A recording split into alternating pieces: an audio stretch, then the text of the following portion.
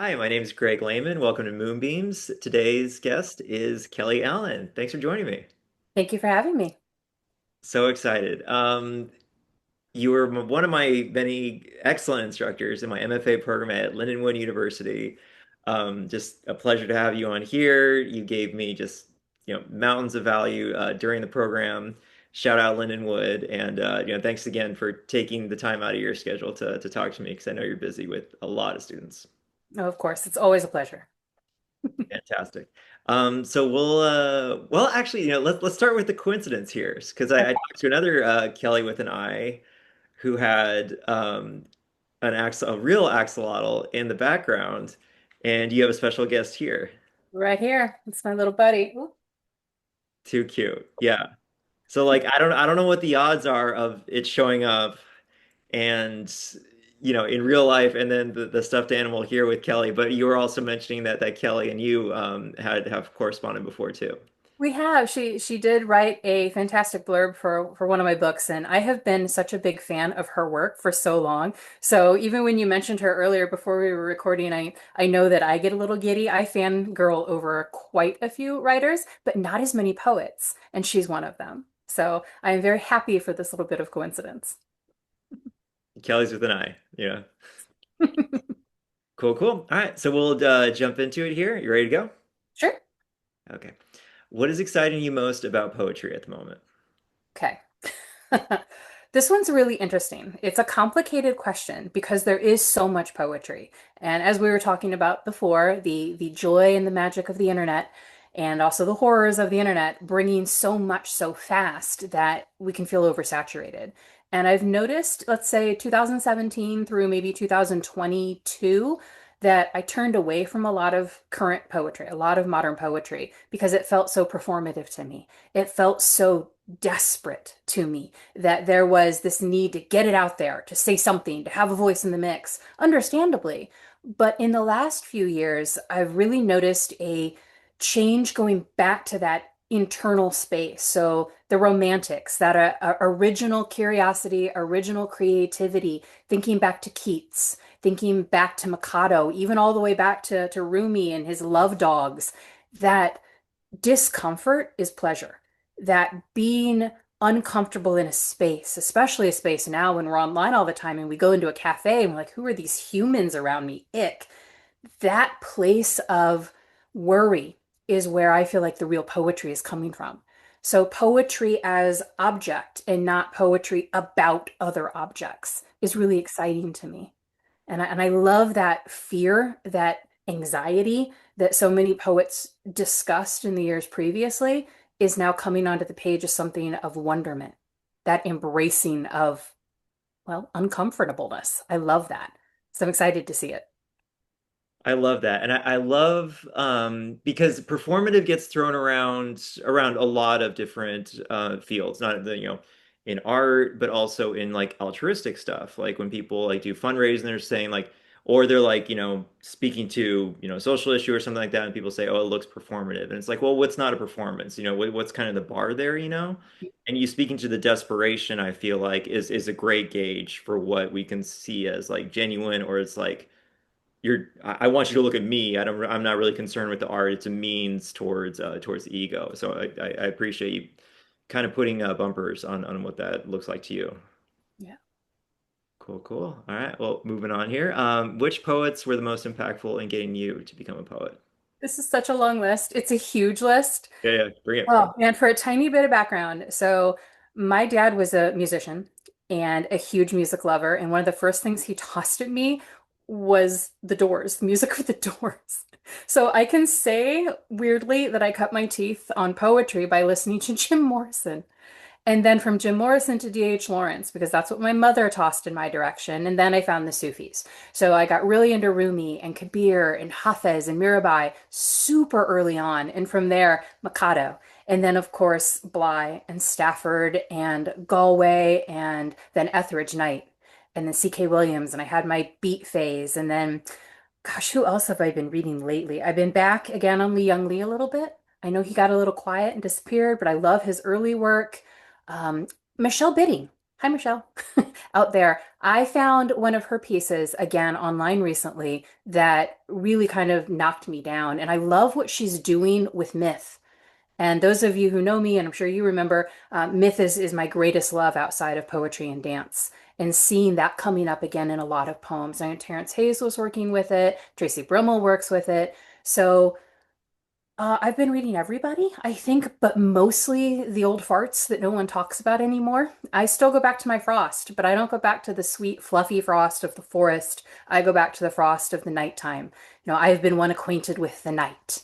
That frost. Walking down that street, dropping my eyes, unwilling to explain. I love the depth of what he was doing and what Lorca was doing, and the leap in poetry. I miss the leap. So Spanish surrealism all the way. The leap, you're referring to leaps into the deepest places, if you can unpack Yeah. that a bit, yeah. Yeah, those connective leaps we make when we do word association or when we write a line in a poem and then we go back a month later, a day later, and we look at that and say, I don't know what that means. And then we look at it again and say, I know exactly what that means. Because that connection, whatever it is in here that comes out through language, has meaning. That's important. That's intention, even if we can't name it right away. Poems tell us what we think. So I'm always looking for that leap. Yeah. Love that. Oh, thank you so much. Um, and moving on here, if you could change something about how culture views poetry today, what would it be? Boy, that's a big question too. Yeah.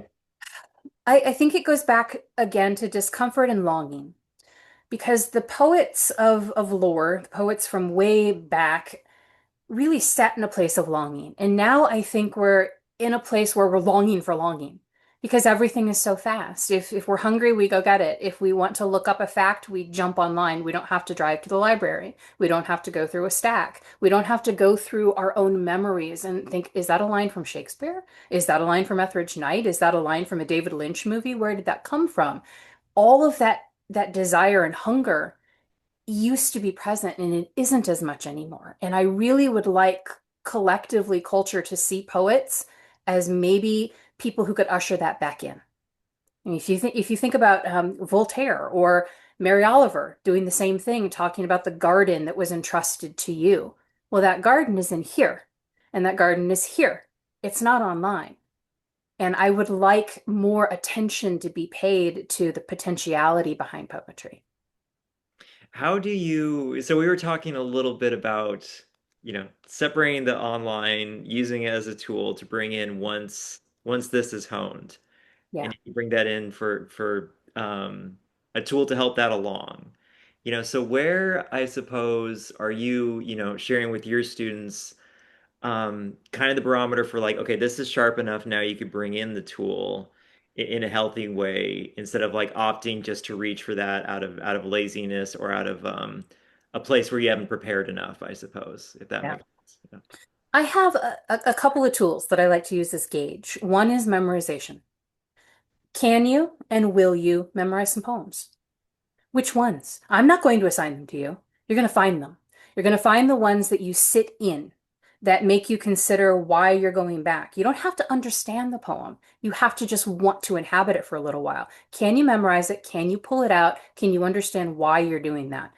If that's there, great. Then we can start looking online a little bit for things that are similar, for lines that are similar, tones that's similar. And then the other is the ness, Ness. Can you find the ness of something? Let's talk about an axolotl. What makes an axolotl an axolotl? It's axolotlness. Can we write about that? Can we talk about that without AI, without having to look up on Wikipedia what they are? Let's go look at one. Let's borrow Kelly's. Let's bring it into the room. Let's watch it move. Let's maybe touch it. Can we discuss that? And if we can do that from what's in here and what's in here, then we have earned another tool. But until then, the other tools, they're not necessary because we haven't developed the ones we've already been walking around with. It's that Galway Canal line from St. Francis and the Sow. Sometimes it is necessary to reteach a thing its loveliness, to put a hand on its brow of the flower, to tell it in words and in touch, it is lovely, until it flowers again from within of self-blessing. It's that. Can we put the hand on the brow of the axolotl first? Then we can look at Wikipedia. Amazing. Oh, I love that. Thank you so much. That said, all right, I got 10 words here for word association. You ready to rock? Yeah. Okay, cool, cool. Alrighty. Greece. Salt. Teaching. Hmm. Well. Cave. Bells. Grading. Flamenco. Publishing. Hammerheads. Screen. Screen? Yeah, As in as in computer screen? I'll retake it. Yeah. Baba Yaga. Papaya. Oh. Okay, I'm gonna say it. I don't care. Vaginas. It's a free space. It's the Kelly Show. Dance. Home. Express. Hmm. Wolves. And hope. Hmm. Tree nuts. Yeah. Oh, lovely. Thank you. Very cool. And then yeah, a remarkable line that you came across recently. Yeah, it doesn't have to be one line, but yeah. Actually, I had to write it down because I couldn't find your book. I have so many books in my house. I kind of wish I could just show you. I have books everywhere in my house, and I couldn't find this one from Michelle Bidding, but it's from her poem Requiem. And to the very end, just the last couple of lines. I love this so much. So much spit and polish this life, a lantern, saints smiling in the dark, your crown of skulls releasing a vast and solitary light. I love Oh, Yeah, that's great. she's Thank you. fantastic. Awesome. And then recent upcoming publications of your own. I feel like there's always a parade coming up. Kelly Allen publications, but yeah. Calmed down a little bit. I've been doing a lot of research, which is good. That's something different. Oh, and before I forget though, I didn't mention David White in the beginning when you were talking about poets, and I've been really digging back into David White's work. And for anyone who hasn't spent time with him, go just listen to this man speak. Listen to what he has to say about slowness, about sitting in the dark, about putting your words on the page because they have nowhere else to go. Don't worry about the reader. Don't worry about the books. That comes later. But really think about David White. And he has a poem that everyone should go look up. It's called Revelation Must Be Terrible. I want everyone to go read it. Okay, so what's coming up? I guess exciting book news. My latest book is a couple years old now, Leaving the Skin on the Bear. That one's been really fun. There's a lot of Czech myth in there, which I enjoyed, and a lot of calling back to my time in exile in Thailand during COVID, which is crazy. But the newest news I've got is CNR Press is re-releasing my first book from way back in the day, Otherwise Soft White Ash, and that is coming out this year. There will be quite a bit of news about it, so everybody pay attention. I can't reveal much more than that yet, but I'm excited for that one to be back out into the world with a few changes, a few edits here and there, and a brand new foreword by Brian Turner, who I also absolutely adore. So I'm pretty excited about that. Oh, oh my gosh. Yeah, fireworks. Great. And Brian Turner, my goodness. Yeah. Yeah, he's, What a he's been a wonderful presence over the past decade and a half. So I was delighted to have him do this and to spend time with the work and to go backward because he was around when this one was born and to see the change from those words to now. And it's a love letter to the former self and putting away the shame of some of those cheesy early lines about sexy time and about all this desire from this young poet and being able to look at those a little differently now. So I'm excited for it to be back. fascinating. If I could pull that thread a little bit, because I was just talking to somebody else about how like we can kind of look at the different index fossils along different people's careers and how they don't really get to see it because like they're expressing, they're making their art and going through it. And there Yeah. aren't many chances for somebody to look back at their own work and comment on it. There's a couple of standouts, but you're getting to do this. Like what an exercise, what an opportunity. How are you finding that? Less painful than I thought. And I was actually excited. I thought it was going to hurt a lot more. And well, writing from places of pain is super important, and not turning away. That's something I'm learning every year is to stop flinching, to just stare at it head on. Travel certainly helps us do that, right? Especially when we're not doing it for tourist reasons, when we're really out there exploring, just looking at what makes us upset. And that first book is the mother poems and the dad poems and both of my parents dying and just being an orphan. Oh, here we are. Now we're an orphan, and now what? And then coming into a lot more personal exploration and discovering the body all over again. Looking at that, I thought would be cringeworthy for me, I think in a lot of ways because I was desperate and I was so excited to show who I was becoming. But I can look back and say I'm kind of proud of that chick. She did a lot. And some of the lines are really cheesy and there are too many birds and there are too many wrists. I don't know why, but there are. But I'm excited to be able to take that book and its release and talk to people. So got a bunch of readings set up, doing a couple of talks already in the spring and next spring, and I'm excited about those.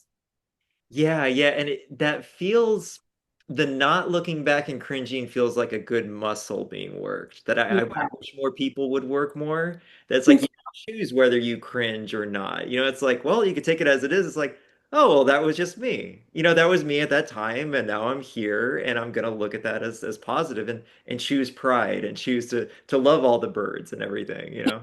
So many birds. Oh, I love it. Very cool. And you can't talk about a release date yet, or Not yet. Not okay. yet.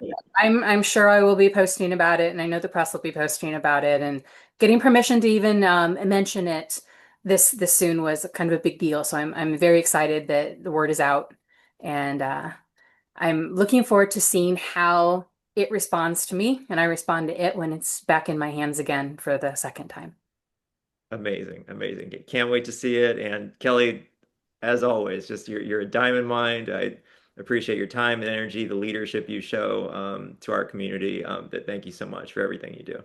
Oh, you're welcome, and thank you so much for taking the time to talk to me. And I'm glad I get to be the other Kelly on this particular podcast. Of course. A Thank little. you so much.